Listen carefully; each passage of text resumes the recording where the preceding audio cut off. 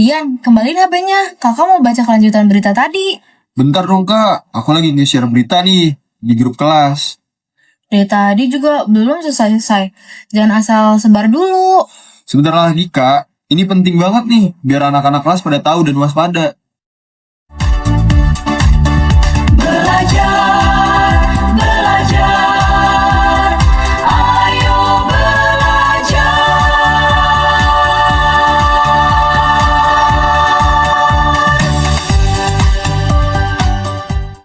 Halo Sobat Belajar, kali ini kita akan membahas topik seru, yaitu berita hoaks di media sosial. Judulnya, Yuk Cerdas Memilih Informasi.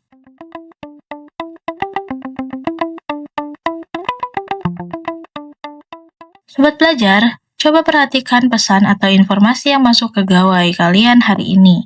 Pernah kepikiran nggak? Kenapa sebuah kabar yang belum tentu benar bisa langsung membuat banyak orang percaya atau panik? Itulah yang disebut hoax, yaitu informasi yang direkayasa untuk menutupi informasi yang sebenarnya. Informasi sendiri secara umum terbagi menjadi dua, yaitu fakta dan opini. Fakta adalah kenyataan yang benar-benar terjadi dan dapat dibuktikan keabsahannya. Sementara opini atau kabar burung adalah pandangan seseorang yang belum tentu sesuai dengan kenyataan lapangan. Penasaran bagaimana sebuah berita bohong bisa langsung mempengaruhi pikiran kita? Yuk kita simak obrolan Kirana, Rian, dan Bu Sekar berikut ini. Selamat siang pemirsa, Anda menyaksikan Bali hari ini bersama saya Galuh Praba. Kak, lihat deh pesan siaran ini. Aku mau sebar karena lagi rame banget nih dan bikin ngeri di media sosial. Masa sih? Perasaan beritanya gak aneh-aneh deh. Iya, banyak banget nih yang langsung bagian pesan ini sekarang. Serem kan kak? Mencurigakan sih, tapi menurut kakak berita itu situs resmi pemerintah yang dibaca ibu kemarin jauh lebih masuk akal. Ih, itu kan berita kaku kak. Kurang seru dan gak bikin heboh gitu. Kalian sedang bahas apa sih? Kelihatannya serius sekali.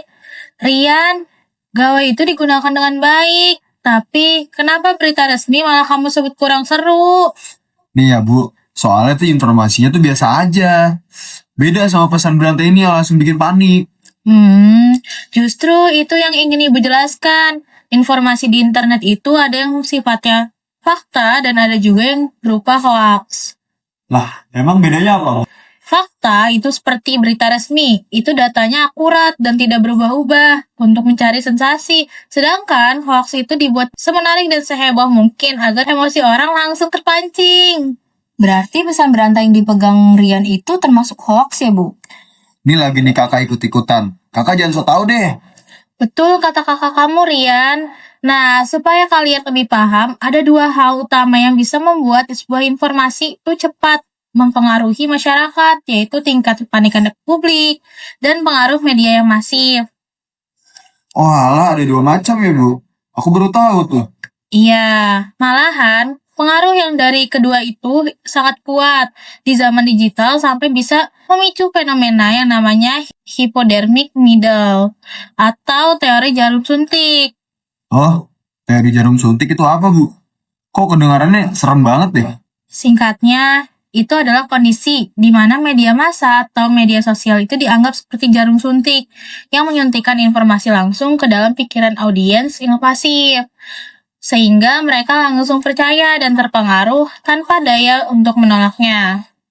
Oh, jadi karena informasi langsung disuntikan lewat internet, kita jadi langsung percaya dan menganggap berita resmi itu membosankan seperti kata Rian tadi ya, Bu? Tepat sekali Kirana, itu salah satu efeknya. Nah, coba kita praktikkan dulu contoh informasi yang diproses secara kritis agar lebih jelas. Oh bu, emang gimana tuh caranya? Aku juga ikut.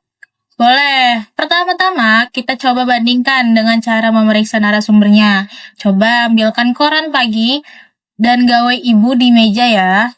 Ini bu. Sekarang, coba kalian bayangkan kalau judul berita resmi.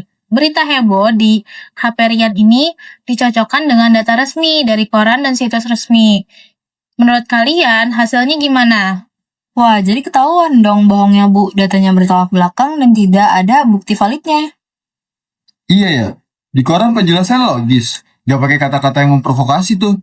Nah, itulah contoh pentingnya menyaring informasi. Jika kita kritis, efek suntikan berita itu tidak akan memengaruhi kita. Sehingga kita bisa melihat fakta yang menarik tanpa kepanikan. Berarti berita hoax kayak gitu bisa langsung hilang efeknya ya, Bu? Bisa sekali kalau masyarakat tidak langsung menelan mentah-mentah dan berhenti menyebarkannya. Tapi Bu, apakah kepanikan akibat hoax seperti itu bertahan selamanya? Tidak, Kirana. Justru sifat dampaknya itu sementara, karena akan terus muncul klarifikasi baru seiring waktu. Kok bisa cepat berubah-ubah gitu, Bu, dampaknya? Emang gimana tuh, Bu? Sebab kebenaran lambat laun itu akan terungkap. Apa yang sekarang dianggap menakutkan bisa aja besok terbukti. Hanya bualan setelah ada penjelasan resminya. Oh alah, jadi karena itu makanya ada istilah korban berita bohong ya, Bu? Pas sekali, Rian. Itulah gambaran nyata dari efek media dalam teori jarum suntik. Nih ya, Bu, kalau contoh nyata dari hoax yang menyuntik pikiran masyarakat lewat media sosial secara masif tadi seperti apa ya, Bu? Nah, itu akan kita bahas di bagian kedua. Sekarang siapkan dulu beberapa contoh pesan berantai yang kalian dapatkan, supaya lebih mudah dibandingkannya. Siap, Bu.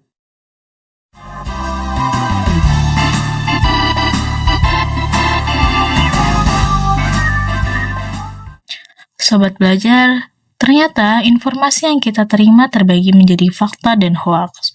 Fakta bersumber dari data yang valid dan dapat dipertanggungjawabkan.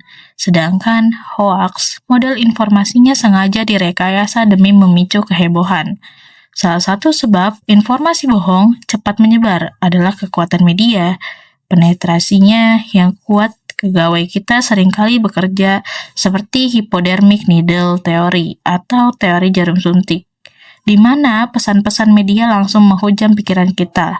Fenomena jarum suntik ini membuat pesan hoaks mendominasi ruang obrolan digital, sehingga masyarakat rentan langsung panik tanpa memeriksa kebenaran. Namun, dampak kepanikan ini sifatnya sementara, sebab kebenaran fakta akan muncul meluruskan situasi. Lalu, bagaimana cara media sosial mempercepat efek jarum suntik ini sehingga membuat kita langsung mempercayai hoax? Yuk, kita simak lagi obrolan Kirana dan Rian berikut ini.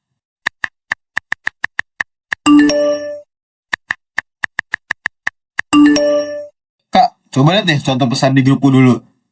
Ih, gantian dong. Dari tadi juga kakak belum lihat pesan yang dikirim ke kamu. Tapi kan aku duluan yang buka grupnya di HP. Loh, kenapa sekarang malah ribut soal HP? Padahal kita mau belajar bersama-sama. Bu, si kakak maunya minjem duluan terus tuh, Bu. Habisnya Rian pelit sih, giliran orang mau bantu periksa malah ditahan.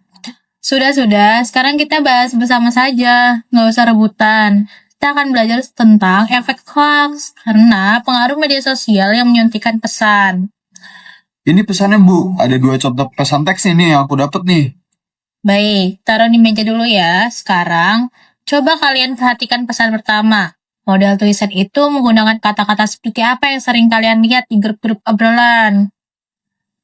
Sepertinya mirip pesan peringatan bahaya yang pakai huruf kapital semua dan menyuruh disebarkan segera ya, Bu. Yang sering viral itu. Oh iya bener tuh.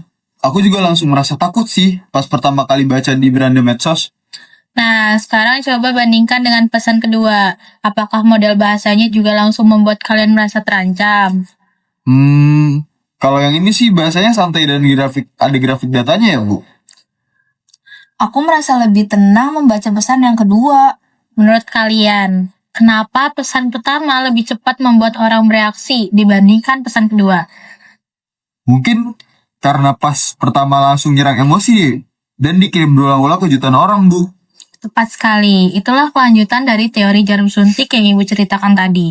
Ketika sebuah informasi bohong, itu dikemas secara provokasi, lalu disuntikan secara masif lewat media sosial.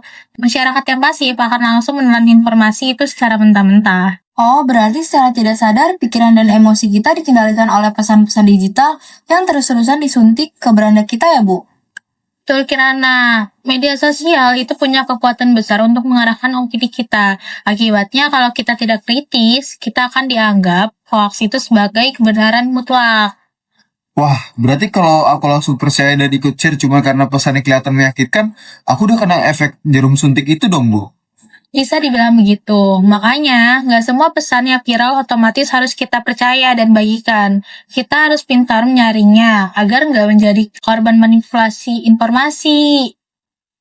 Berarti kuncinya ada di diri kita ya, Bu. Kalau kita bisa berpikir kritis dan tidak langsung bereaksi pasif, pikiran kita aman. Benar sekali Kirana. Dan satu hal lagi yang perlu kalian ingat, panikan akibat efek jarum suntik ini juga tidak akan bertahan lama. Kenapa gitu, Bu? Kan yang percaya ada banyak banget.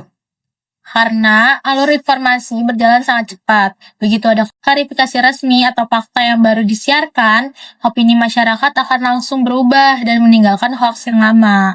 Oh, jadi mirip kayak tadi ya, Bu?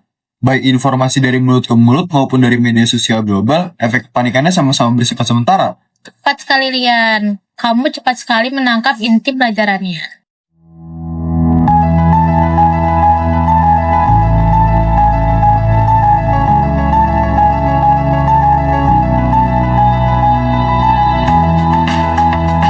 Sobat belajar, selain karena faktor kurangnya literasi, penyebab hoaks saat ini sangat dipengaruhi oleh kekuatan media sosial. Ketika pesan-pesan provokatif mendominasi ruang digital kita dan mengubah opini masyarakat secara instan. Fenomena inilah yang kita sebut sebagai efek hypodermic needle theory atau teori jarum suntik. Melalui media sosial, penetrasi berita bohong dengan sangat mudah masuk mempengaruhi cara kita berpikir, serta bertindak sehari-hari. Namun, ingat, sebagai sobat belajar yang cerdas, kita nggak boleh menerima informasi tersebut secara pasif tanpa verifikasi.